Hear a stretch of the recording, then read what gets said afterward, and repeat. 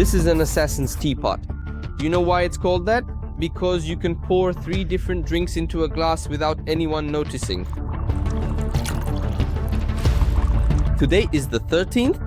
We will demonstrate how Chinese assassins killed people in the 13th century and how the Ottoman Empire took measures against spies, all with practical examples. Now today I want to take a closer look at the assassin teapot or the assassin's teapot, 12th and 13th centuries. It was used in the Chinese Empire during that period. It was used by assassins and thousands of people were killed with it. First, I will 3D print this and show it to you. Actually, this is being sold on Amazon and such, but I want to make it myself.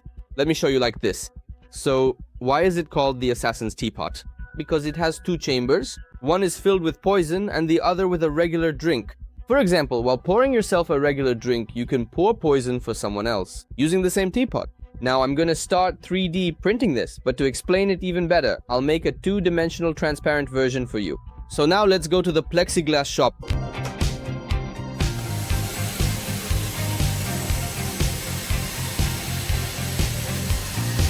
We've arrived at the plexiglass shop, and here, to show you what kind of mechanism is inside that teapot in a transparent way, we're going to make a transparent teapot.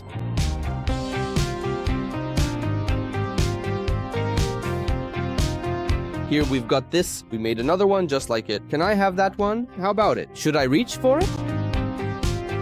Actually, we didn't make another one. We cut out another one. Now we're going to combine these 2 like this. And I'll explain the exact logic to you of the assassin teapot. Now we've arrived. We're going to shape it with an industrial hairdryer. And we're going to glue these 2 together like this. Let's do it. Right from here, like this. Damn it, it's really hot.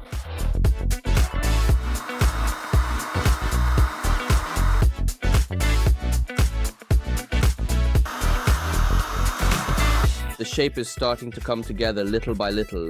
The only problem is there are some small spots. Making those is tricky, but we'll handle it. You know what the issue is? This part here needs to be almost at 0. This upper part, because do you know why? 3 of these will go through here, you know, from this. That's why.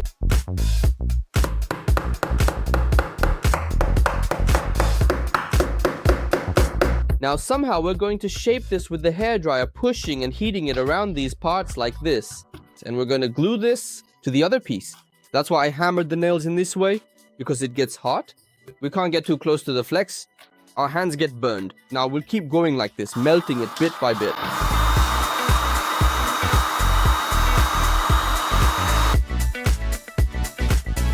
Now by fixing it with nails like this, we've finished the outer skeleton. It was hard, I burned my hand, but it's no problem. Now before we put this on top, we're also going to add an internal mechanism to it so that it's clear this is an assassin teapot, or rather so that it actually works. After about 6 to 7 hours of effort, it's almost finished.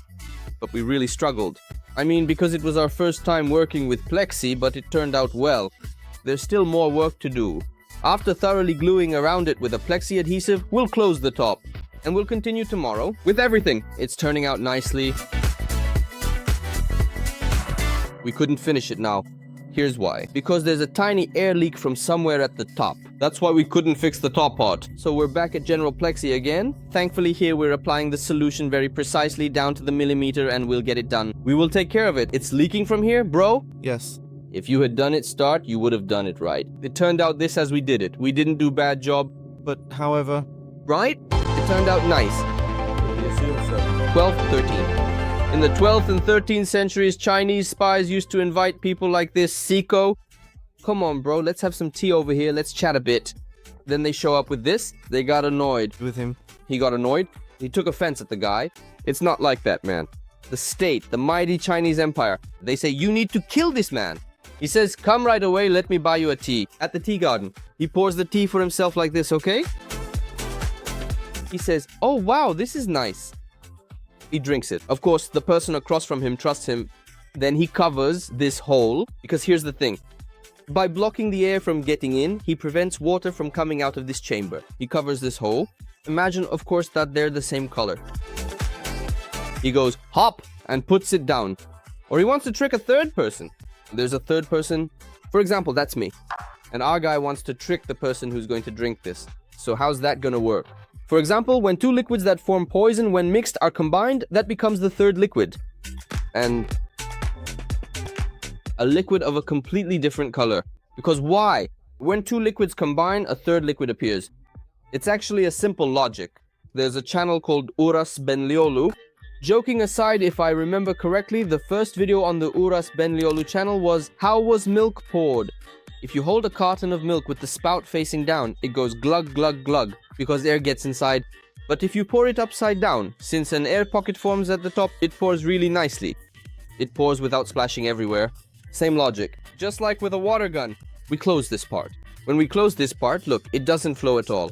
Because in order to transfer something from one place to another, you need air for the liquid. But when we open one of the two, for example, now the blue will pour out, or if we want the yellow to pour out, for example, the yellow is in this chamber, right? We close this part.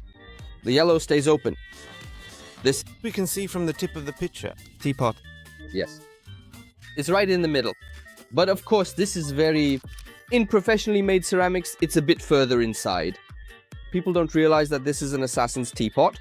This is a model we made, so you can understand it more easily. Both separate very nicely into two parts. Let's imagine we've split this exactly in half. So we had this made. Making this really required skill. We did it for the first time, but luckily the plexiglass guy helped us out. I'm putting his Instagram down below. Now look, the logic is the same. Blue is on top, yellow is at the bottom. There are holes right here. When we close this, the blue will stop. When we close this, the yellow will stop. Because since no air gets in, it won't be able to flow. For example, now I want to fill the yellow here. Did you see? I also want to fill the blue here. I close the yellow. That hole for the yellow one. I want to put both of them here at the same time. None of the holes are closed.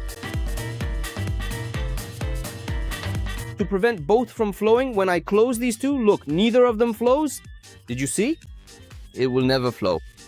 Because since no air gets in, the air can't push it. This is the logic behind the assassin's teapot. Who knows how many thousands, how many hundreds of thousands of people have been killed with this logic. History is a very strange thing, but the video isn't over yet. The Chinese with that teapot and the laws of physics. They carried out many assassinations. The Ottomans also used acoustics. Why am I speaking quietly? Because this isn't a room insulated against spies yet. But we're going to try the method the Ottomans used against spies. Would that method still work today, 500 years later? The method the Ottomans used? That's what we're going to look at, but let's go and see it on site.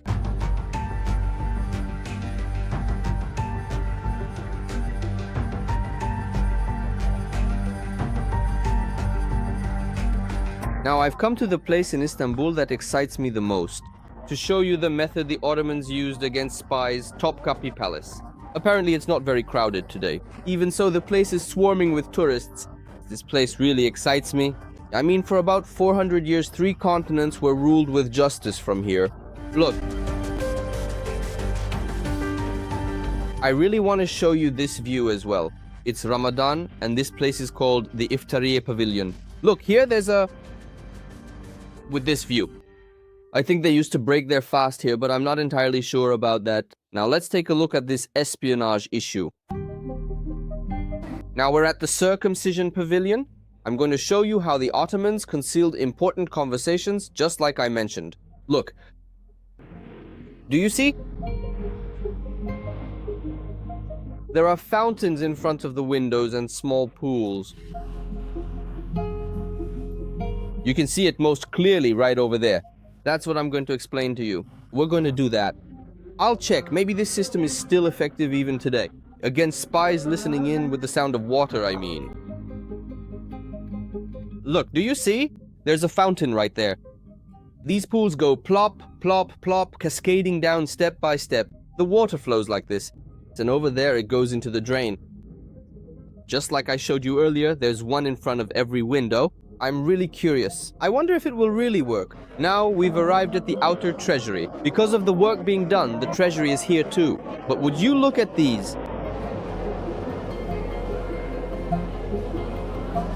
The place is packed with foreign tourists.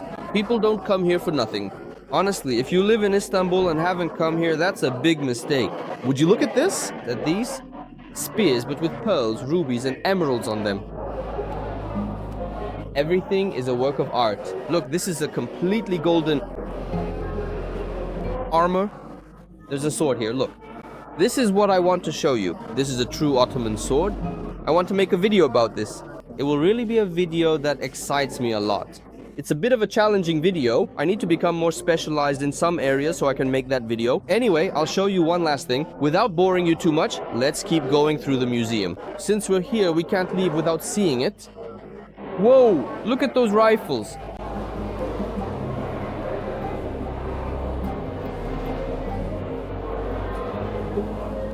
But what did our ancestors say? When the rifle was invented, chivalry was lost. Now I'll show you why I'm in this darkness. The 5th most valuable diamond in the world. I couldn't leave here without showing you this. The spoonmaker's diamond is worth $35 million. That's just the price of the stone itself. We don't know its sentimental value, but it's something priceless. All the tourists come here to see it. It's an incredible thing. That's the situation. If you're coming to Istanbul or if you live in Istanbul, don't leave without visiting Topkapi Palace. There are thousands of things here. So much more to show. I've only shown a few things. Actually, there were also the training stones for the Ottoman slab, but they've removed them. They were hollowed out stones like this. They carved them out by hitting them over and over. The sides of them, I really wanted to show them to you. Topkapi Palace excites me a lot. Now we're going after this legend. We've seen the installations in Topkapi Palace. This room, it's a completely empty room, and we thought about how to bring it here. For that, we first need to get a pipe. Now we're going to cut it right down the middle. Since I don't have the equipment to cut something like this, thankfully they'll help out at the industrial area. This way we'll end up with 4 pipes from this.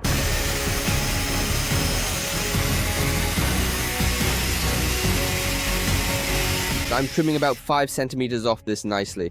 Because we need to screw these into the walls. There's no other way. We'll run water through it. It will pour into another reservoir. From there, it will move to the other pipe. So, the whole setup is going to be pretty good.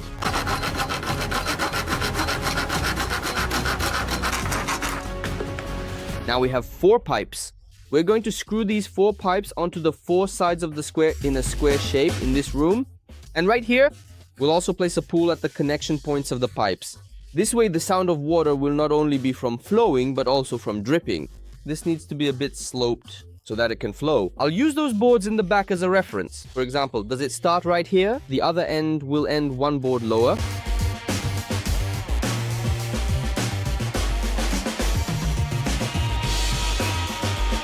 Now I'm gonna put this here. It will fill up here. Then I'll make a hole in this. After it fills up, I'll attach the other one. It will go into a half pipe and there will be both the sound of water flowing and dripping.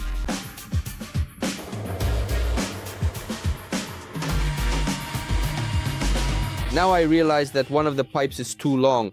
I'll get the water from the pipe into that bucket by making a hole in the pipe.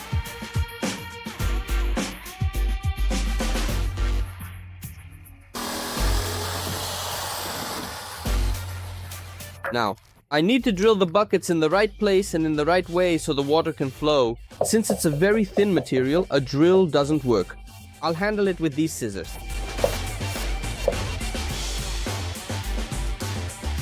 There we go. Here's the hole. Secco. Can you see the tip? I took out the tip. Exactly. Did the tip come out? Yeah, it did. Okay, can you hold it? I'm holding it. You're holding it well, Siko. Now, I'm going to give the water right to the bottom here. Slowly, it will go all around the room. Now I'm left alone here. This is something you shouldn't forget. Wood is the best insulation material. Just like in the palace, you know? There aren't walls made of marble, tiles, or anything like that. The sound of water won't echo much, not from the sides. But even in this situation, I think it will work. Shall we start? Let's start. We're turning on the water. Slowly, slowly. We haven't tested it yet. Since we haven't tested it, we don't know what's going to happen. Now we're starting. Is the water coming? It's coming. The water is right here. Now the sound has started coming from here too. It's reached here as well. Now it's over here. Everything is going great right now, really. Are you just writing hello there? I can hear it. He can hear it now. Then I think we'll need to increase it a bit more. The sound of water. To amplify the sound of the water, we need to turn the water on even more. Can you elaborate a little more, brother? Yes, yes. Nobody will listen from here. We're adding a little more water. Just a moment ago, it was very close.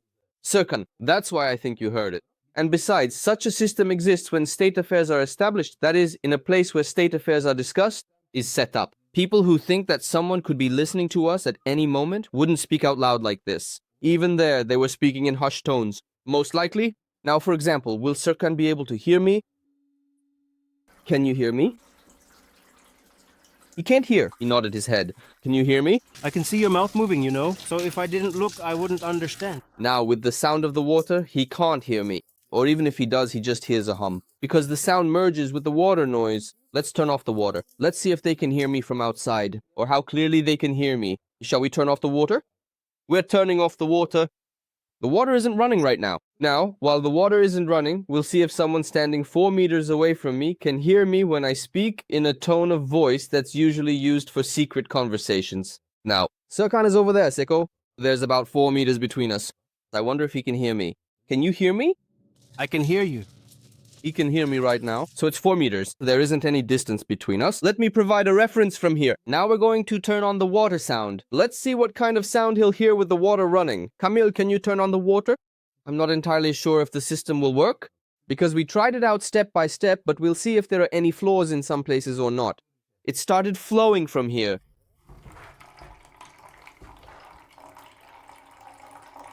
The first sound of water is flowing from here. Now it's going to come here. Here's the second dripping sound. It's going pretty well. Now it's coming from here too. The third dripping sound. Let's try it now.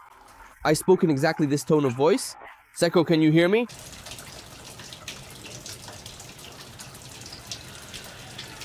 I guess this is the kind of volume you'd use to talk. Someone running away from espionage.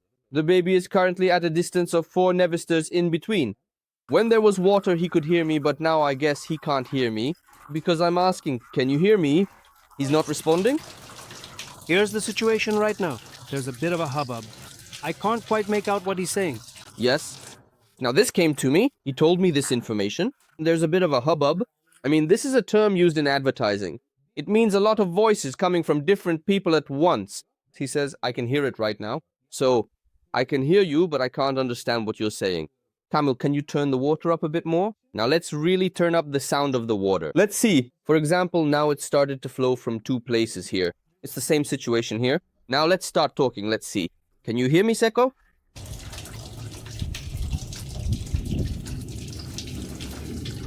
Didn't you hear? I didn't hear. I actually spoke. I didn't hear. Look, right now Serkan can't hear me. He's about 4 meters away. But he could hear me when there was no water. It's already starting to overflow now. Since it's starting to overflow, you can hear the sound of water from many places. Just like in the palace. There were big fountains there too. Because of that, I really don't think he can hear me right now. Can you hear me, Seko? I'm even raising my voice a bit. After you called out to me, I realized you were talking. After that, I started to pay attention. There's still a sound of someone talking. You can't make out what's being said. Alright, so the sound of water really can prevent eavesdropping. But what if today, 500 years later, a listening device was placed here? Would they be able to pick up what was being said from there? Because there's a program called Audition that eliminates wind noise. It gets rid of wind noise just like that. It removes it from behind the conversation. But will it be able to remove the sound of water? So will we be able to hear everything clearly? Let's try that too. For example, right now I'm talking. Serkan will record this conversation. Then he'll try to figure out what I'm saying by cleaning up the audio. I don't know if he can do it or not. By the way, there's something like this. I think the real issue is here anyway. We can't use this as a listening device. This is a microphone. You don't put a listening device right in front of someone's mouth. You'd put it somewhere else, right? For example, I put it somewhere over here.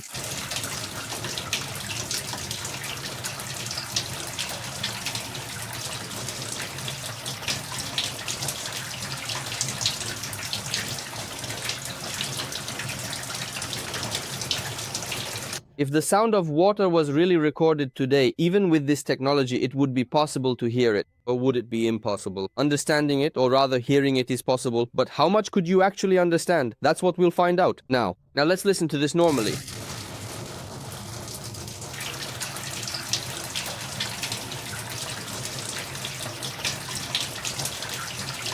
So, you can hear the sound, but the water really muffles it. It drowns out your voice. It drowns it out, and our room's ceiling is open. Everything is wood, it's not marble or anything like that. Besides, the microphone is actually about a meter away from you anyway. Yes, it's a meter away. If it were a spy, they couldn't get that close to you. They couldn't get that close. We pushed all the limits so the sound could be understood, but even this is pretty good. Now, can we clean it up, bro? Now, bro, look, let's first try this in an editing program. I'm not a sound technician either. As far as we know. Let me turn up the volume.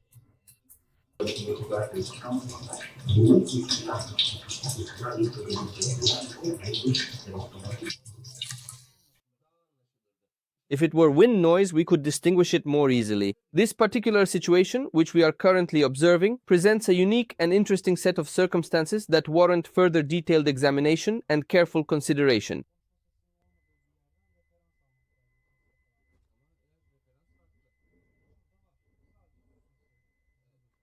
Then we take the reference here, bro, and say, apply it to all of them. It's truly not understandable at all. Indeed, it's completely not understandable, and it is quite difficult to grasp. Of course, you can make some minor adjustments to this. If a sound technician came, maybe they could make it a bit more understandable or something. But I mean, in the end, you can't get within 4 meters of the Sultan.